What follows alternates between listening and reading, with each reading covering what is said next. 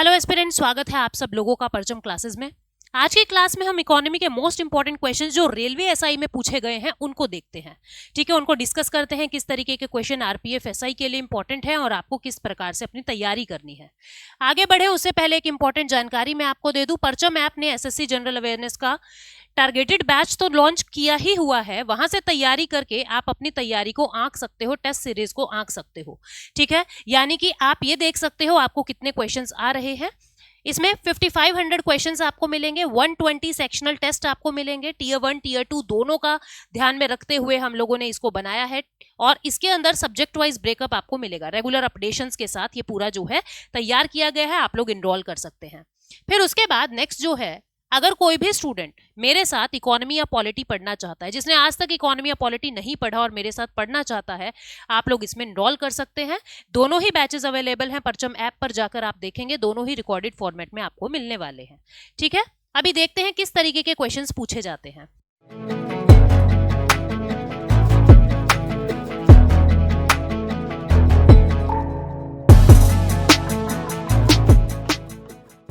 तो सबसे पहला जो क्वेश्चन आपको दिखाई दे रहा है कि आईआईपी को कौन सा डिपार्टमेंट पब्लिश करता है।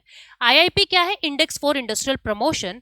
ये क्या बताता है कि इंडस्ट्री की ग्रोथ कितनी हो रही है। हमारी 8 कोर इंडस्ट्री होती है, जैसे स्टील की, सीमेंट की, ठीक है, क्रूड ऑयल की। तो 8 जो कोर इंडस्ट्री है उनके अंदर ग्रोथ कितना हो रहा है, इससे अपने को भविष्य की इन्वेस्टमेंट्स का पता लगता है, देश के बारे में पता लगता है कितना देश ग्रो कर रहा है। तो इसको हम क्या कहते हैं? आईआईपी। और इस आईआईपी को सीएसओ यानी सेंट्रल स्टैटिस्टिकल ऑफिस जो है ये जारी करता है, और ये मंथली बेसिस पे जारी होता है। कितना? मंथली बेसिस पे इसको जारी किया जाता है। उसके बाद who among the following is co founder of e commerce store Flipkart.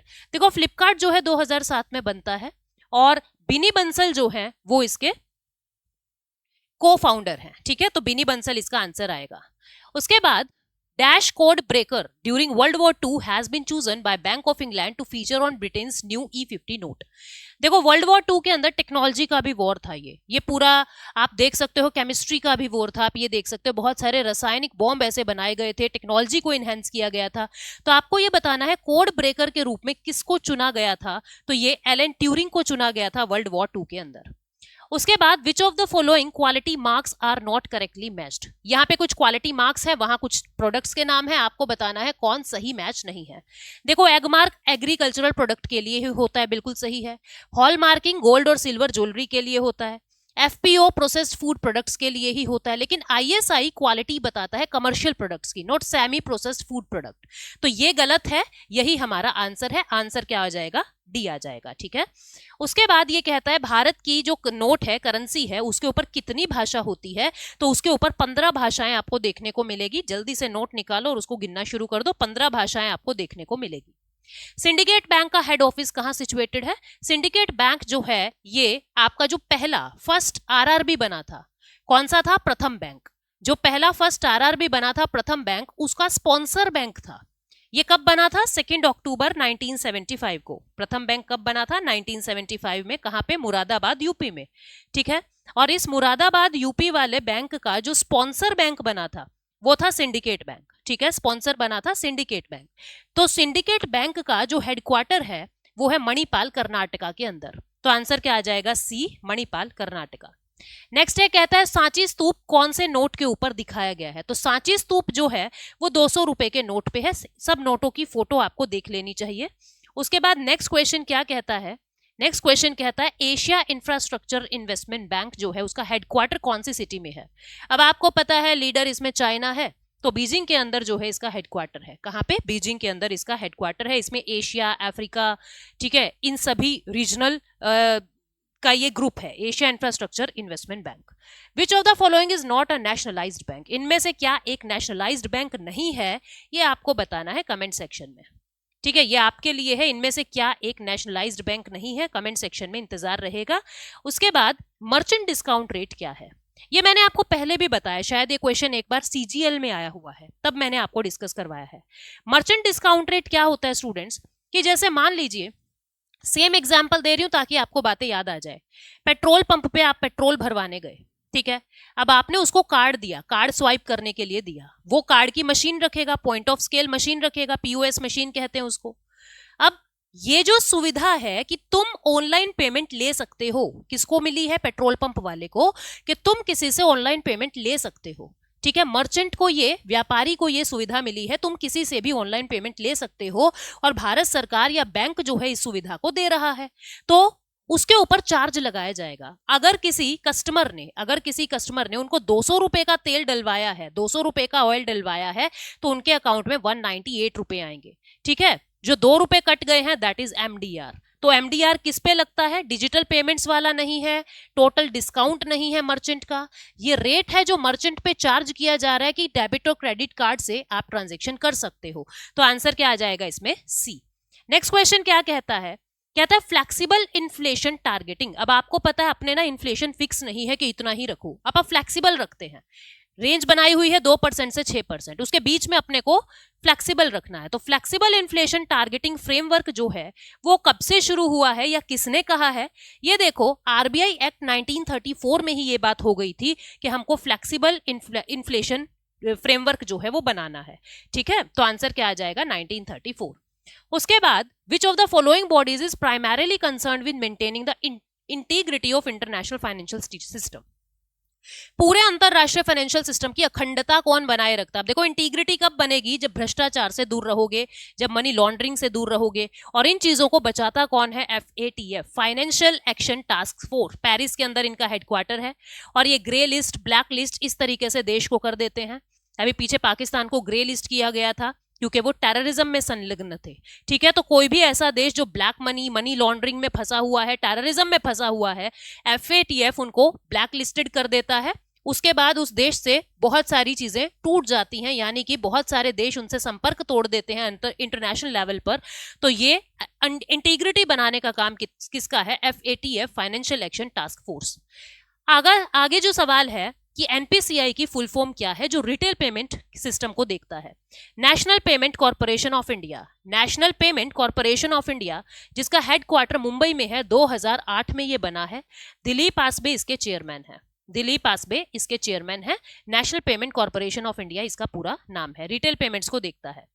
उसके बाद आरटीजीएस में ये कहता है कि मिनिमम अमाउंट क्या है, कम से कम कितने रुपए आपको आरटीजीएस में भेजने पड़ेंगे? 2 लाख, मैक्सिमम 2000 करोड़ तक, कम से कम 2 लाख रुपए आपको भेजने पड़ेंगे। विच of the following institution does not regulate capital market in India? Bharat में कौन कैपिटल मार्केट को रेगुलेट नहीं करता? RBI, SEBI, ministry of finance या IRDA? अब देखो, आरबीआई, सेबी तो है ही फाइनेंशियल मार्केट का, आरबीआई उसके साथ है। ठीक है, और मिनिस्ट्री ऑफ फाइनेंस दोनों को, मतलब पूरे भारत के वित्त को संभाल रहा है।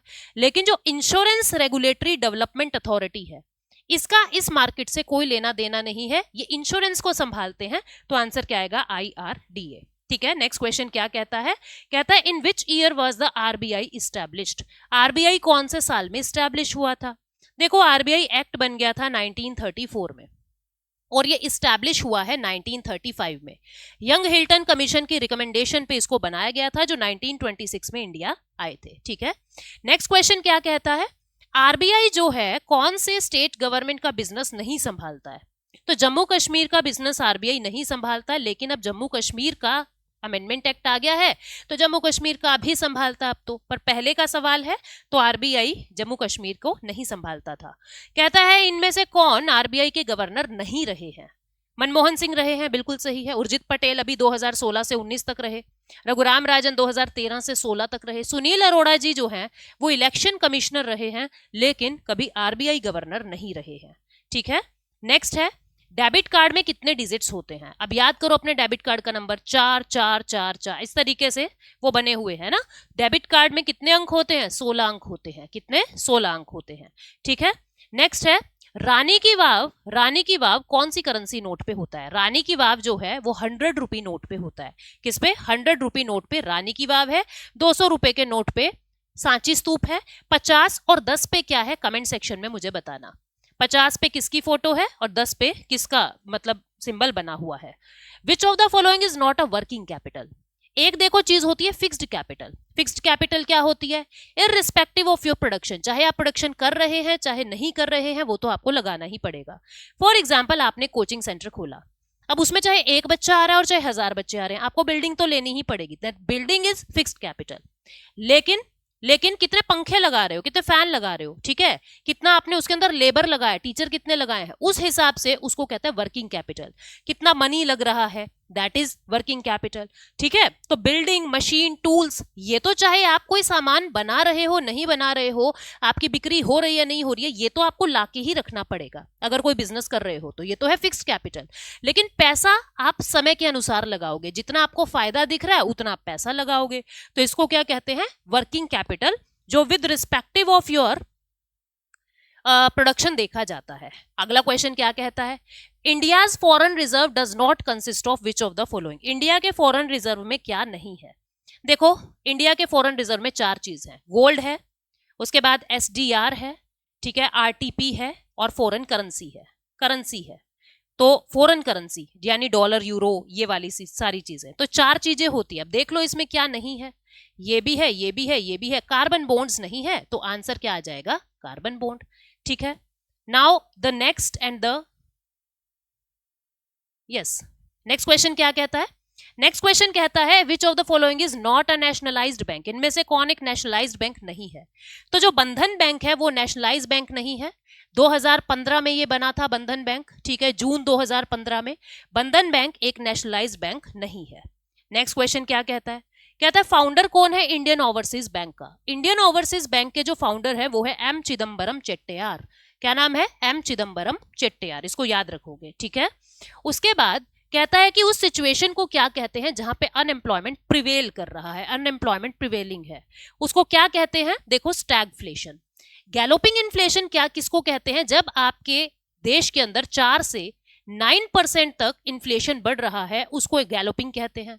हाइपर इन्फ्लेशन जब एक्सपोनेंशियल ग्रोथ हो रहा है, यानी कोई चीज 10 रुपए से सीधा 1000 की हो रही है, एक्सपोनेंशियल ग्रोथ इन इन्फ्लेशन को हाइपर इन्फ्लेशन कहते हैं।